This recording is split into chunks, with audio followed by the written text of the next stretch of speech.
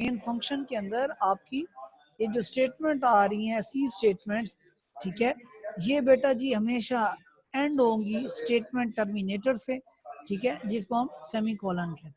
दोबारा बता देता हूँ बेटा जी, आपका basic structure of C program में हमने 3 चीजें पढ़ी कि आपका सी प्रोग्राम का स्ट्रक्चर 3 चीजों पर बेस करता है, pre processor directive, main function और प्रोग्राम बॉडी।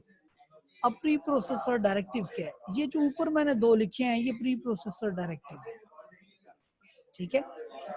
अब इनको हम यूं भी कहते हैं हेडर फाइल्स हमने इंक्लूड करवाई। इसमें हैश जो है ये रिप्रेजेंट कर रहा होता है इंस्ट्रक्शन फॉर कंपाइलर को। इंक्लूड आपके पास प्री प्रोसेसर डायरेक्टिव है, ये एंगल ब्रैकेट है और ये भी एंगल ब्रैकेट है, इनके दरमियान में आपने हेडर फाइल का नेम लिखना होता है, ठीक है। और ये सारे का सारा हम इसको कह सकते हैं ये प्री प्रोसेसर डायरेक्टिव है। मेन से पहले प्री प्रोसेसर डायरेक्टिव आपने जो है वो लिखने हैं, उसके बाद मेन फंक्शन है और थर्ड पे आपके पास प्रोग्राम बॉडी है। अब हम देखते हैं कि इस ये जो एग्जांपल अभी हमने बात की, इस सारों की फर्दर डिटेल देख लेते हैं। इसमें pre processor directive hash include studio dot H में हैश जो है ये इंस्ट्रक्शन फॉर कंपाइलर को रिप्रेजेंट करता है। It shows the start of pre processor directive, ये आपके प्री प्रोसेसर डायरेक्टिव के स्टार्ट को जाहिर करता है। बात समझ में आ रही? हैश किसको रिप्रेजेंट कर रहा है? Instruction for compiler. It shows the start of pre processor directive, ये आपके प्री प्रोसेसर डायरेक्टिव के स्टार्ट को रिप्रेजेंट करता है। सेकंड है इंक्लूड आपके पास एक प्री प्रोसेसर डायरेक्टिव है, ठीक है। ये इस्तेमाल किस लिए होता है? It is used to include the library files into the object code. कौन सी library file? Studio dot h और कोनियो डॉट एच, जो अभी हमने यहाँ पीछे एग्जांपल में लिखा हुआ है। ये दोनों हेडर फाइल्स हैं, लाइब्रेरी फाइल्स हैं, इनको ऑब्जेक्ट कोड के साथ इंक्लूड करवाने के लिए इस्तेमाल किया जाता है। थर्ड है हमारे पास एंगल ब्रैकेट्स। ये हमारे पास क्या है जी? एंगल ब्रैकेट्स हैं, ठीक है। एंगल ब्रैकेट्स के अंदर हमने हेडर फाइल्स को इंक्लूड करना होता है। नेक्स्ट है आपके पास स्टूडियो आपके पास एब्रीवेशन है स्टैंडर्ड इनपुट आउटपुट की, स्टैंडर्ड इनपुट आउटपुट की। और ये जो स्टूडियो डॉट एच है इसके अंदर कौन कौन से बिल्ट इन फंक्शन बने हुए होते हैं, अगर हम उसकी बात करें तो यहाँ मैंने नीचे लिखे भी हैं और यहाँ पर मैं इसको दोबारा भी लिख देता हूँ।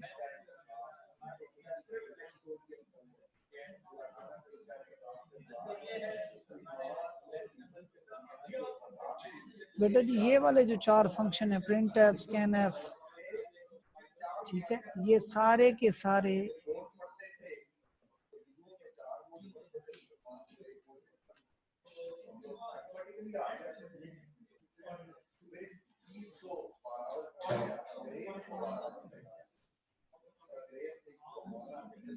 ये आप इस बॉक्स के अंदर लिखेंगे।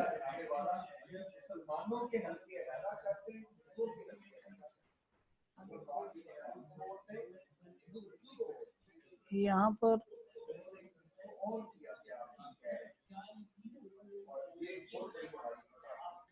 Print F, scanf, gets और पुट्स, ये बेटा जी वो फंक्शंस हैं, लाइब्रेरी फंक्शंस जो हम ऑलरेडी प्रीवियस लेक्चर में डिस्कस कर चुके हैं, ठीक है। ये आपके पास क्या है? ये हमारे पास स्टूडियो डॉट एच की एक हेडर फाइल है, उसके अंदर यहाँ पर मैं इसके ऊपर नाम लिख देता हूँ। इसका नाम क्या है? Studio dot H. जब हम इंक्लूड करवा रहे हैं स्टूडियो डॉट एच को तो उसका मतलब अंडरस्टूड है कि ये चारों फंक्शंस का कोड आपको उसके प्रोग्राम के अंदर शामिल हो जाएगा।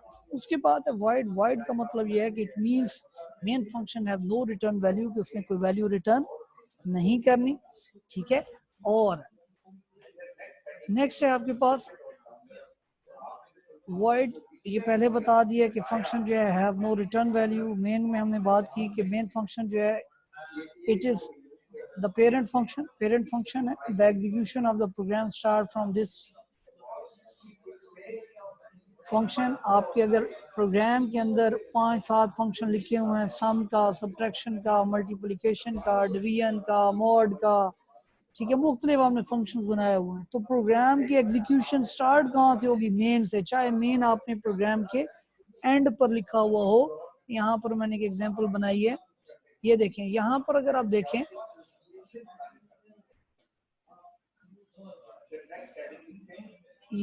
ये बेटा जी, अगर आपके पास फॉर एग्जांपल ये ऊपर वाला फंक्शन जो है, मेन की बजाय मैं इसको कर देता हूँ शो, ठीक है, और मेन फंक्शन इसके नीचे बना लेता हूँ,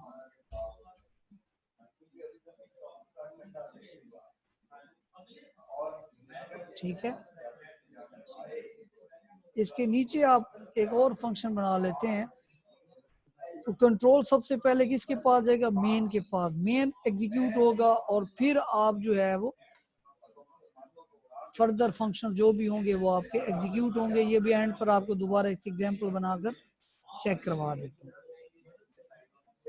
अच्छा जी, अब वॉइड मेन तो हमने डिस्कस कर लिया, और हमने कहा कि अगर if main function does not exist in the program then program may compile but can't be executed। ये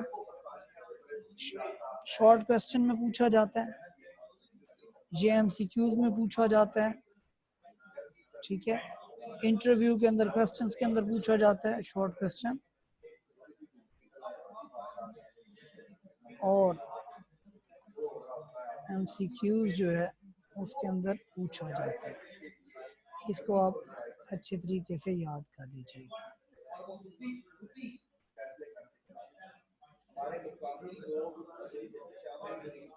अच्छा जी, वॉइड मेन, और ये वाला जो वॉइड है जिसको हमने कहा वॉइड इन पैरेंथेसिस, छोटी ब्रैकेट को पैरेंथेसिस कहा जाता है, डिपिक्ट्स शो करता है, दिखाता है, रिप्रेजेंट करता है मेन फंक्शन है नो पैरामीटर्स, कि मेन फंक्शन के अंदर कोई पैरामीटर्स इस्तेमाल नहीं होंगे। क्यों भाई? पैरामीटर्स का मतलब ये होता है कि किसी को वैल्यू पास करना, किसी को कंट्रोल ट्रांसफर करना, ठीक है। तो यहाँ पर मेन ने किसी को कंट्रोल ट्रांसफर नहीं करना। देखें अल्लाह पाक जो है, अल्लाह पाक दुनिया में, वो मैं कह, दुनिया और जहान, तमाम जहानों के लिए मेन फंक्शन है। अल्लाह ने ये सारी कायनात पैदा की, ठीक है, जितने भी हम फंक्शन क्रिएट करेंगे, जिनको कॉल करेंगे वो मेन से कॉल करेंगे। अल्लाह जिसको चाहता है अपने पास बुला लेता है, जिसको चाहता है दुनिया में भेज देता है, ठीक है।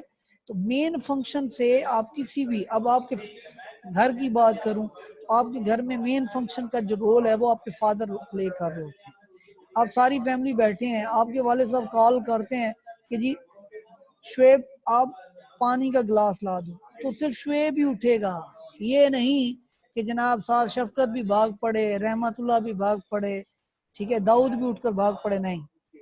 जिसको कॉल किया जाता है वही आएगा और वही अपना काम परफॉर्म करेगा, ठीक है। तो इधर भी हमारी जो स्ट्रक्चर प्रोग्रामिंग है, इसी चैप्टर के लास्ट टॉपिक है स्ट्रक्चर्ड एंड अनस्ट्रक्चर्ड, उसके अंदर फिर हम इसको डिटेल से देखेंगे। चैप्टर नंबर 13 है ही टोटली आपका स्ट्रक्चर्ड प्रोग्रामिंग के ऊपर।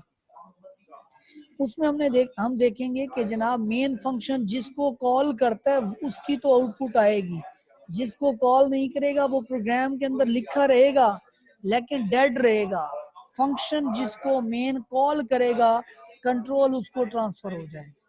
अल्लाह जिसको कॉल करता है, कंट्रोल उसको ट्रांसफर कर देता है। क्या मतलब? अल्लाह ने अपने पैगंबर भेजे, उनको आप यूं समझे जिस तरह फंक्शन थे, फंक्शन कॉल लगाई, जिसको जो टास्क दिया गया उसने वो टास्क परफॉर्म किया, और परफॉर्म करवाने के बाद control moves back to the अल्लाह, अल्लाह के पास कंट्रोल दोबारा गया।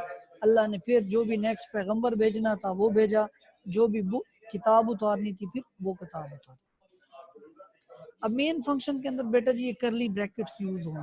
करली ब्रैकेट्स को हम डेलीमीटर्स कहते हैं, ठीक है। डेलीमीटर्स को मैंने कहा था लफ्ज को याद रखने के लिए, दिल्ली लफ्ज है, या जिस तरह हम कहते हैं दिल दिल दिल पाकिस्तान, तो उससे आपने दिल्ली मीटर भी याद रखना है, डेलीमीटर, ठीक है। और इन करली ब्रैकेट्स के अंदर ये वाला जो पोर्शन है that is called the body of main function. Main function की बॉडी कहलाती है। इसमें सी स्टेटमेंट्स लिखी जाती हैं और सी स्टेटमेंट जो हैं वो टर्मिनेट होती हैं विद सेमीकोलन, यानी statement terminator, that is called semicolon. Next बेटा जी एक एग्जांपल दी थी, वो जो भी मैं आपको देने के लिए गया हूँ, नेक्स्ट एंड में मुझे टाइप करना पड़ रहा था। ये एक प्रोग्राम है जिसमें मैंने टॉप पे फैक्टोरियल का एक फंक्शन बना दिया और उसके नीचे मैंने मेन फंक्शन लिख दिया। अब असूलन तो लाइन बाय लाइन कंपाइलर चलता है, तो सबसे पहले कंट्रोल इसके पास जाना चाहिए। जैसे ही वो फंक्शन का नेम देखते हैं वाइड फैक्टोरियल, तो कंट्रोल इसको ट्रांसफर नहीं होता, वो आगे चलता जाएगा। जैसे ही मेन मिलेगा सबसे पहले कंट्रोल इधर ट्रांसफर होगा। आउटपुट स्क्रीन पर ये आपके पास आउटपुट स्क्रीन है। आउटपुट स्क्रीन के ऊपर सबसे पहले प्रिंट होगा हेलो, फिर किधर थे आप,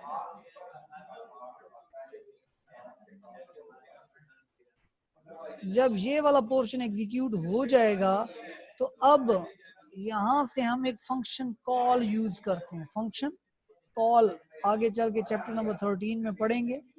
जो भी मैं कह रहा था, जिसको बाप कॉल करता है सिर्फ वो ही काम करेगा। फैक्टोरियल को कॉल किया तो यहां से कंट्रोल किसको शिफ्ट हो जाएगा,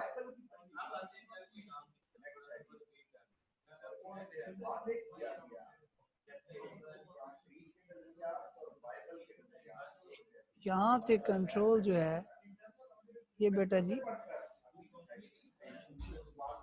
इसको ट्रांसफर हो जाएगा। ठीक है, फैक्टोरियल से कंट्रोल वॉइड फैक्टोरियल को मिलेगा, यहाँ से लिखा हुआ आएगा। अब ये कंट्रोल एंटर होगा अंदर। अब क्योंकि स्लैश एन यहाँ पर नहीं दिया हुआ किसी भी जगह, अगर मैं यहाँ स्लैश एन दे देता हूँ तो अब इसके बाद वाली जो आउटपुट होगी वो न्यू लाइन पर शो होगी। अब यहाँ पर आएगा हाय हाउ आर यू, हाय अगर कैपिटल में लिखा हुआ है तो कैपिटल में ही आएगा, ये याद रखिएगा। ठीक है, और क्या हो रहा है, क्या हो रहा है आज कल। अब ये एक ही लाइन पर नजर आएगा यहाँ पर, क्योंकि वो मैंने बॉक्स लगाया है तो उसमें आपको इस तरह से नजर आ रहा है। और इसके बाद जब ये कंप्लीट हो जाएगा तो कंट्रोल दोबारा यहाँ से फिर वापस कहाँ पर आएगा, जहां से इसको कॉल किया था। अगर इसके बाद आपने स्टेटमेंट लिखी हुई है प्रिंट एफ,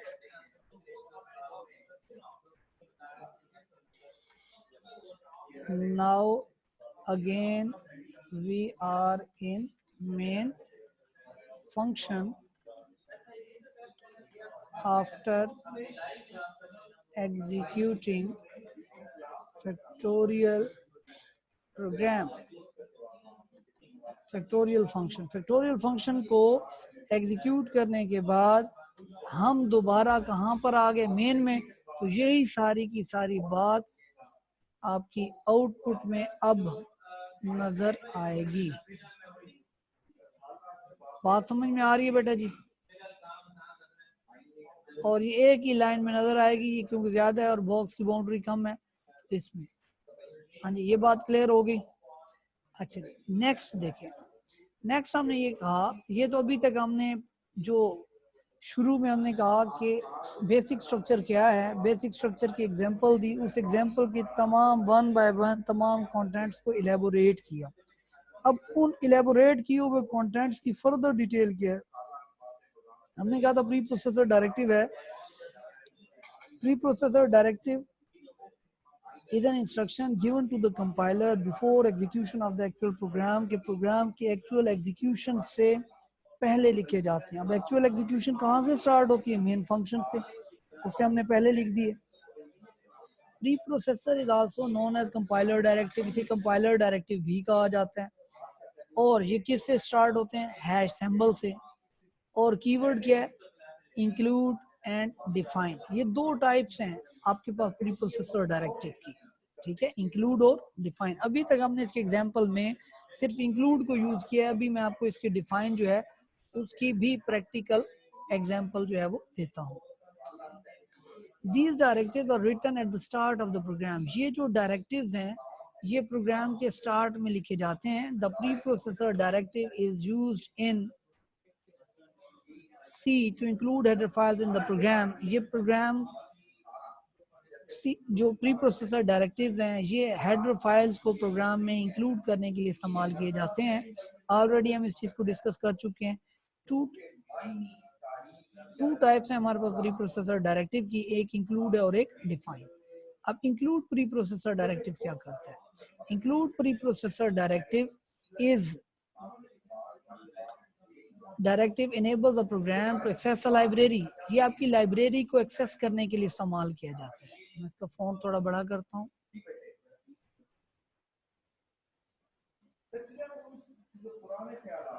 ठीक है,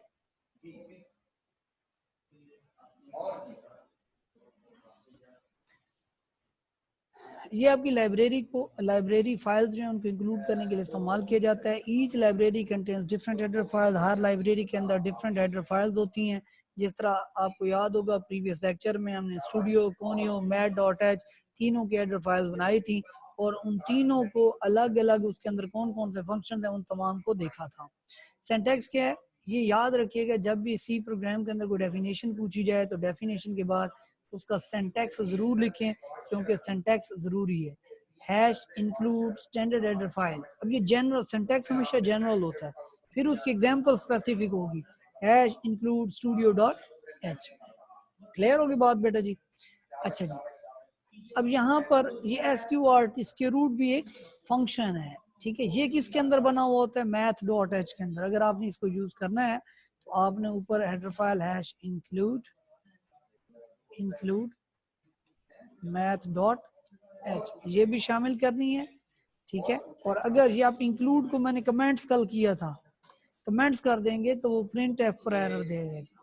ठीक है, ये कमेंट्स बनाने का मतलब होता है कंपाइलर इसको रीड आउट नहीं करता या इसको आप डिलीट कर देते हैं तो, और इसके प्रोग्राम बगैर आप प्रोग्राम को रन करने की कोशिश करेंगे तो वो कहेगा जी प्रिंट एफ क्या चीज़ है मुझे नहीं पता। क्यों? क्योंकि जो हेडर फाइल थी प्रिंट एफ की वो तो इसके अंदर इंक्लूड ही नहीं हुई। जब हम स्टूडियो डॉट एच इंक्लूड कर देते हैं तो printf, scanf, get, sports उन तमाम का कोड इसके अंदर शामिल हो जाता है। नेक्स्ट है बेटा जी कोनियो डॉट एच आप यूज करेंगे। कोनियो एब्रीवेशन होती है कंसोल इनपुट आउटपुट की, और इसके अंदर जो है वो क्लियर स्क्रीन और गेट सी एच ई उनके फंक्शन जो है वो बने हुए होते हैं। नेक्स्ट है आपके पास define preprocessor directive. Define preprocessor directive is used to define a constant. ये कांस्टेंट को डिफाइन करने के लिए इस्तेमाल होता है। It starts with symbol hash. Hash के साथ इसको रिप्रेजेंट करते हैं। ठीक है, और प्रोग्राम में जहां मर्जी इसको यूज कर सकते हैं, जरूरी नहीं है कि ये प्रोग्राम के स्टार्ट में हो। ठीक है, इसका सिंटैक्स क्या है? डिफाइन, आइडेंटिफायर और वैल्यू। जिस तरह एग्जांपल्स में हम ये देखें, हैश डिफाइन पाई वेरिएबल का नाम है 3.141593, हैश डिफाइन जी 9.8। ये ऐसे कांस्टेंट्स को डिफाइन करने के लिए इस्तेमाल होता है जिनकी value during program execution change नहीं होती।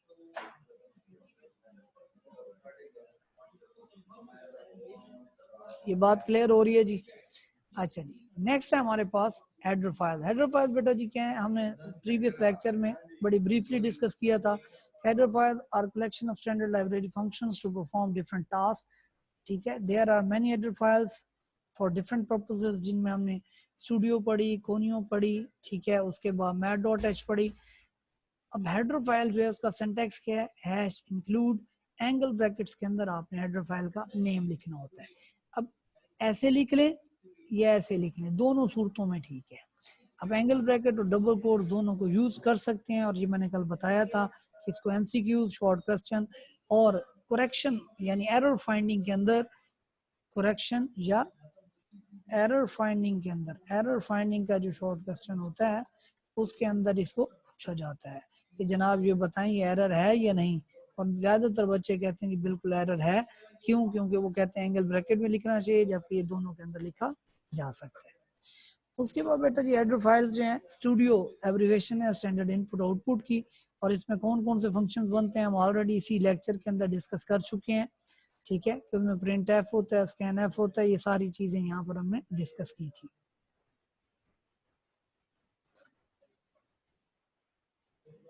ये देखें, ये हमने बात की थी स्टूडियो के बारे में, ठीक है, कि इसके अंदर ये कौन कौन सी हेडर फाइल्स जो हैं वो होती हैं।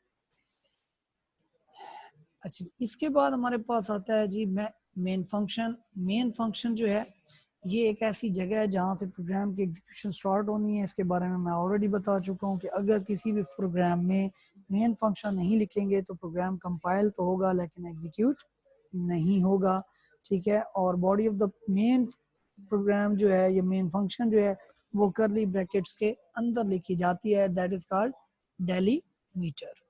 ये नीचे बेटा जी एग्जांपल है मेन फंक्शन की, जिसमें ये मैंने वॉइड मेन वॉइड पूरा सिंटैक्स लिखा है इसका, और उसके अंदर ये वाला पोर्शन प्रोग्राम बॉडी लिखी है। मेन फंक्शन रिटर्न नहीं करता वैल्यू, ये सारी बातें पहले हम इसी लेक्चर के अंदर डिस्कस कर चुके हैं। अब आप लोगों के बेटा जी माइक खोल रहा हूँ, कोई भी क्वेश्चन है तो आप लोग पूछ सकते हैं। सिर्फ 4 मिनट है मीटिंग क्लोज होने में, क्योंकि बेटा जी ये सिर्फ 40 मिनट्स मैक्सिमम इसका टाइम होता है। इसके अंदर आप जो भी पूछना चाहें पूछ सकते हैं।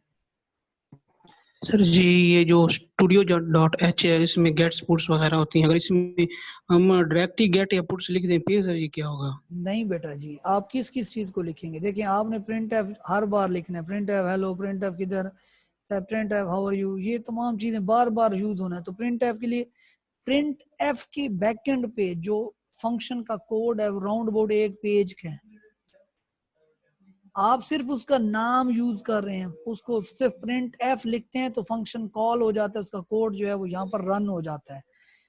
बात समझ में आ रही है? तो स्टूडियो डॉट एच जब आप इंक्लूड करवाते हैं तो वो बहुत सारा आपका जो कोड होता है वो आपके ऑब्जेक्ट कोड के साथ मर्ज कर देता है, जिसकी वजह से फिर एरर नहीं आता। समझ आई बेटे को? Yes sir. जी नेक्स्ट, और कोई क्वेश्चन?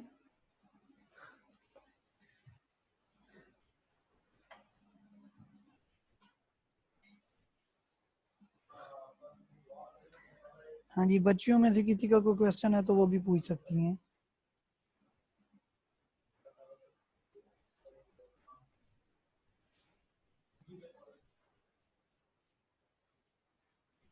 हाँ जी, कोमल, मिनाहिल, हिना, इफ्रा, ईशा, आप सबको क्लियर है? Yes sir. सर ये पेपर के बारे में कुछ बता दीजिए, होने हैं अब जी पेपर ये बेटा जी एमसीक्यूज आप, टाइप ही होने? जी पेपर आपका ऑनलाइन होगा, ठीक है। तो ऑनलाइन पेपर जो है वो आपसे पैटर्न भी शेयर कर लिया जाएगा, आपको मार्क्स स्कीम भी बता दूंगा, तमाम चीज़ें, ठीक है। अगर एमसीक्यू बेस्ड हुआ तो वो आपसे ऑनलाइन ही ले लिया जाएगा, ठीक है। और और ये भी हो सकता है कि आपसे वर्बल शॉर्ट क्वेश्चंस की फॉर्म में पूछ के पेपर कंडक्ट कर लिया जाए,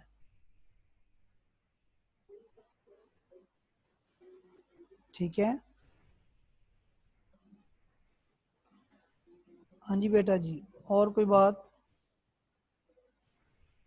सर अभी आपने ये वाला टॉपिक नहीं ना पढ़ाया, process of setting of the output and source directories.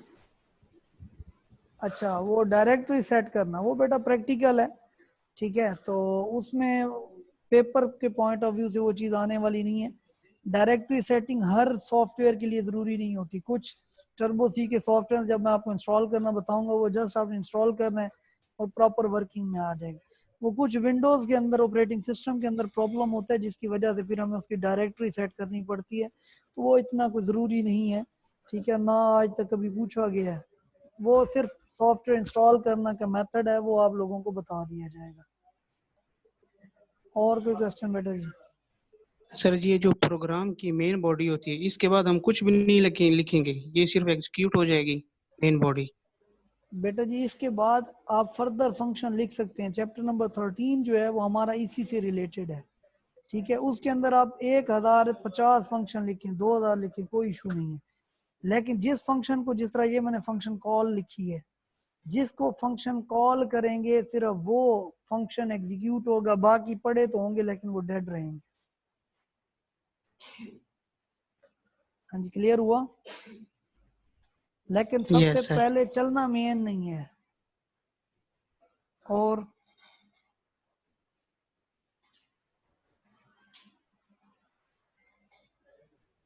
जी बेटा, ओके बेटा जी, टाइम अब आप